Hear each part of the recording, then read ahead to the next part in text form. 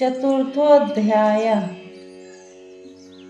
सिद्धि की इच्छा रखने वाले पुरुष जिनकी सेवा करते हैं तथा देवता जिन्हें सब ओर से घेरे रहते हैं, उन जया नाम वाली दुर्गा देवी का ध्यान करें। उनके श्री अंगों की आभा काले मेघ के समान श्याम है। वे अपने कटाक्षों से शत्रु समूह को भय प्रदान करती है। उनके मस्तक पर आबद्ध चंद्रमा की रेखा शोभा पाती है। वे अपने हाथों में शंख, चक्र, कृपाण और त्रिशूल धारण करती है। उनके 3 नेत्र हैं। वे सिंह के कंधे पर चढ़ी हुई है और अपने तेज से तीनों लोकों को परिपूर्ण कर रही है। ऋषि कहते हैं, अत्यंत पराक्रमी दुरात्मा महिषासुर तथा उसकी दैत्य सेना के देवी के हाथ से मारे जाने पर इंद्र आदि देवता प्रणाम के लिए गर्दन तथा कंधे झुकाकर उन्हें भगवती दुर्गा का उत्तम वचनों द्वारा स्तमन करने लगे।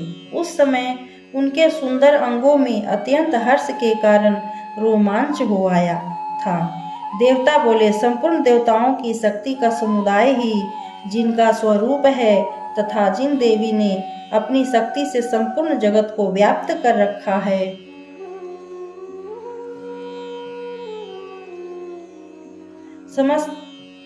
समस्त देवताओं और महर्षियों की पूजनीय उन जगदम्बा को हम भक्ति पूर्वक नमस्कार करते हैं।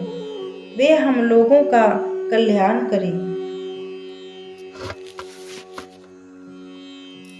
जिनके अनुपम प्रभाव और बल का वर्णन करने में भगवान शेषनाग, ब्रह्मा जी तथा महादेव जी भी समर्थ नहीं है, वे भगवती चंडिका का संपूर्ण जगत का पालन एवं अशुभ भय का नाश करने का विचार करें। जो पुण्यात्माओं के घरों में स्वयं ही लक्ष्मी रूप से, पापियों के यहाँ दरिद्रता रूप से, शुद्ध अनंत अंतःकरण वाले पुरुषों के हृदय में बुद्धि रूप से, सत्पुरुषों में श्रद्धा रूप से तथा कुलीन मनुष्य में लज्जा रूप से निवास करती है, उन आप भगवती दुर्गा को हम नमस्कार करते हैं।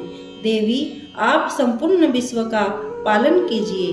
देवी, आपके इस अचिंत्य रूप का असुरों का नाश करने वाली भारी पर पराक्रम का तथा समस्त देवताओं और दैत्यों के समक्ष युद्ध में प्रकट किए हुए आपके अद्भुत चरित्रों का हम किस प्रकार वर्णन करें। आप संपूर्ण जगत की उत्पत्ति में कारण हैं। आप में सत्व गुण, रजोगुण और तमोगुण, ये तीनों गुण मौजूद हैं, तो भी दोषों के साथ आपका संसर्ग नहीं जान पड़ता।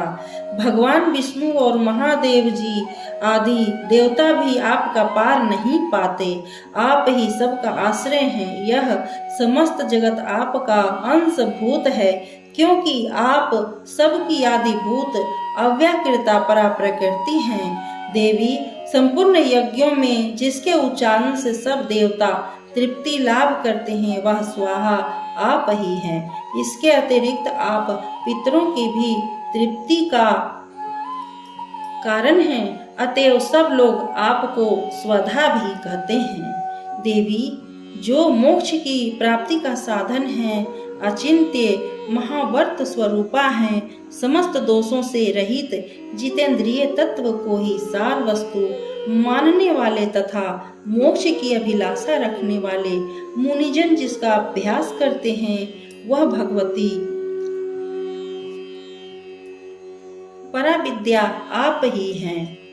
आप शब्द स्वरूपा हैं। अत्यंत निर्मल ऋग्वेद, यजुर्वेद तथा उद्गीत के मनोहर पदों के पाठ से युक्त सामवेद का भी आधार आप ही हैं। आप देवी त्रयी, तीनों वेद और भगवती 6 ऐश्वर्यों से युक्त हैं। इस विश्व की उत्पत्ति एवं पालन के लिए आप ही वार्ता, खेती एवं आजीविका के रूप में प्रकट हुई हैं। आप संपूर्ण जगत की घोर पीड़ा का नाश करने वाली हैं। देवी, जिसे समस्त शास्त्रों के सार का ज्ञान होता है, वह मेधा शक्ति आप ही हैं। दुर्गम भवसागर से पार उतारने वाली नौका रूप दुर्गा देवी भी आप ही हैं। आपकी कहीं भी आसक्ति नहीं है। कैटभ के शत्रु भगवान विष्णु के वक्ष स्थल में एकमात्र निवास करने वाली भगवती लक्ष्मी तथा भगवान चंद्रशेखर द्वारा सम्मानित गौरी देवी भी आप ही हैं। आपका मुख मंद मुस्कान से सुशोभित निर्मल पूर्ण चंद्रमा के बिंब का अनुकरण करने वाला उत्तम सुवर्ण की मनोहर कांति से कमनीय है, तो भी उसे देखकर महिषासुर को क्रोध हुआ है। सहसा उसने उस पर प्रहार कर दिया। यह बड़े आश्चर्य की बात है देवी। वही मुख जब क्रोध से युक्त होने पर उदय काल के चंद्रमा की भांति लाल और तनी हुई भौहों के कारण विकराल हो उठा। तब उसे देखकर जो महिषासुर के प्राण तुरंत नहीं निकल गए, यह उससे भी बढ़कर आश्चर्य की बात है, क्योंकि क्रोध में भरे हुए यमराज को देखकर भला कौन जीवित रह सकता है। देवी आप प्रसन्न हो, परमात्मा स्वरूपा। आपके प्रसन्न होने पर जगत का अभ्युदय होता है और क्रोध में भर जाने पर आप तत्काल ही कितने कुलों का सर्वनाश कर डालती हैं। यह बात अभी अनुभव में आई है, क्योंकि महिषासुर की यह विशाल सेना क्षण भर में आपके कोप से नष्ट हो गई है। सदा अभ्युदय प्रदान करने वाली आप जिन पर प्रसन्न रहती हैं, वे ही देश में सम्मानित हैं। उन्हीं को धन और यश की प्राप्ति होती है। उन्हीं का धर्म कभी शिथिल नहीं होता तथा वे ही अपने हष्ट पुष्ट स्त्री पुत्र और भृत्यों के साथ धन्य माने जाते हैं। देवी आपकी ही कृपा से पुण्यात्मा पुरुष प्रतिदिन अत्यंत श्रद्धा पूर्वक सदा सब प्रकार के धर्मानुकूल कर्म करता है और उसके प्रभाव से स्वर्ग लोक में जाता है।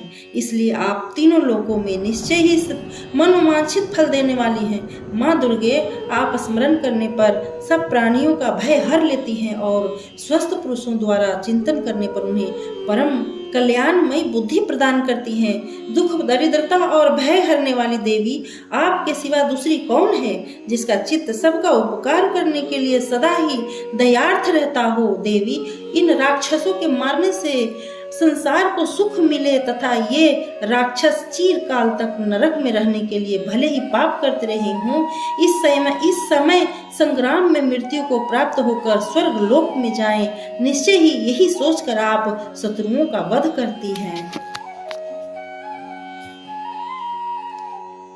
आप शत्रुओं पर शास्त्रों का प्रहार क्यों करती हैं? समस्त असुरों को दृष्टिपात मात्र से ही भस्म क्यों नहीं कर देती? इसमें एक रहस्य है। ये शत्रु भी हमारे शस्त्रों से पवित्र होकर उत्तम लोकों में जाएं, इस प्रकार उनके प्रति भी आपका विचार अत्यंत उत्तम रहता है। खड्ग के तेज पुंज की भयंकर दीप्ति से तथा आपके त्रिशूल के अग्रभाग की घनीभूत प्रभा से चौंधियाकर जो असुरों की आंखें फूट नहीं गई, उसमें कारण यही था कि वे मनोहर रश्मियों से युक्त चंद्रमा के समान आनंद प्रदान करने वाले आपके इस सुंदर मुख का दर्शन करते थे। देवी आपका शील दुराचारियों के बुरे बर्ताव को दूर करने वाला है।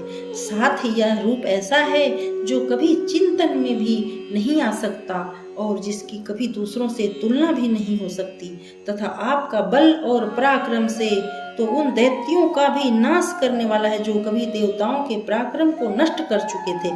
इस प्रकार आपने शत्रुओं पर भी अपनी दया ही प्रकट की है। वरदायिनी देवी आपके इस पराक्रमी किसके साथ तुलना हो सकती है, तथा शत्रुओं को भय देने वाले एवं अत्यंत मनोहर एवं ऐसा रूप भी आपके सिवा और कहाँ है। हृदय में कृपा और युद्ध में निष्ठुरता, ये दोनों बातें तीनों लोकों के भीतर केवल आप में ही देखी गई है। मात्र आपने शत्रुओं का नाश करके इस समस्त त्रिलोक की रक्षा की है। उन शत्रुओं को भी युद्ध भूमि में मारकर स्वर्ग लोक में पहुंचाया है तथा उन्मत्त दैत्यों से प्राप्त होने वाले हम लोगों के भय को भी दूर कर दिया है। आपको हमारा नमस्कार है देवी। आप शूल से हमारी रक्षा करें अंबिके। आप खड्ग से भी हमारी रक्षा करें तथा घंटा की ध्वनि और धनुष की टंकार से भी हम लोगों की रक्षा करें। चंडिके, पूर्व पश्चिम और दक्षिण दिशा में आप हमारी रक्षा करें तथा हे ईश्वरी, आप अपने त्रिशूल को घुमाकर आप उत्तर दिशा में भी हमारी रक्षा करें। तीनों लोकों में आपके जो परम सुंदर एवं अत्यंत भयंकर रूप विचरते रहते हैं, उनके द्वारा भी आप हमारी तथा इस भूलोक की रक्षा करें। अंबिके, आपके कर पल्लवों में शोभा पाने वाले खड्ग, शूल और गदा आदि जो शस्त्र अस्त्र हों, उन सब के द्वारा आप सब ओर से हम लोगों की रक्षा करें। ऋषि कहते हैं, इस प्रकार जब देवताओं ने जगन माता दुर्गा की स्तुति की और नंदन मन के दिव्य पुरुषों एवं गंध चंदन आदि के द्वारा उनका पूजन किया, फिर सब ने मिलकर जब भक्ति पूर्वक दिव्य धूपों की सुगंध निवेदन की, तब देवी ने प्रसन्न वदन होकर प्रणाम करते हुए सब देवताओं से कहा, देवताओं, तुम सब लोग मुझसे जिस वस्तु की अभिलाषा रखते हो उसे मांगो। देवता बोले, भगवती, हमारी सब इच्छा पूर्ण कर दी, अब कुछ भी बाकी नहीं है, क्योंकि हमारा यह शत्रु महिषासुर मारा गया। महेश्वरी, इतने पर भी यदि आप हमें और वर देना चाहती हैं तो हम जब जब आपका स्मरण करें तब तब आप दर्शन देकर हम लोगों के महान संकट दूर कर दिया करें। तथा प्रसन्न मुखी अंबिके, जो मनुष्य इन स्तोत्रों द्वारा आपकी स्तुति करे, उसे वित्त, समृद्धि और वैभव देने के साथ ही उसकी धन और स्त्री आदि संपत्ति को भी बढ़ाने के लिए आप सदा हम पर प्रसन्न रहें। ऋषि कहते हैं, राजन, देवताओं ने जब अपने तथा जगत के कल्याण के लिए भद्रकाली देवी को इस प्रकार प्रसन्न किया, तब वे तथास्तु कहकर वहीं अंतर ध्यान हो गई।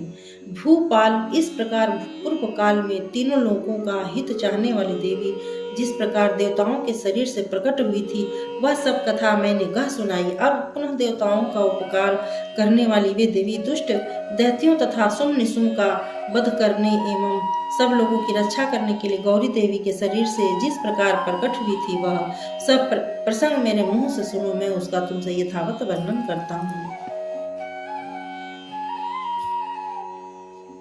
इस प्रकार श्री मार्कंडेय पुराण में सार्वजनिक मनवंतर की कथा के अंतर्गत देवी महात्म्य में सक्रादि स्तुति नामक चौथा अध्याय पूरा हुआ। ओम।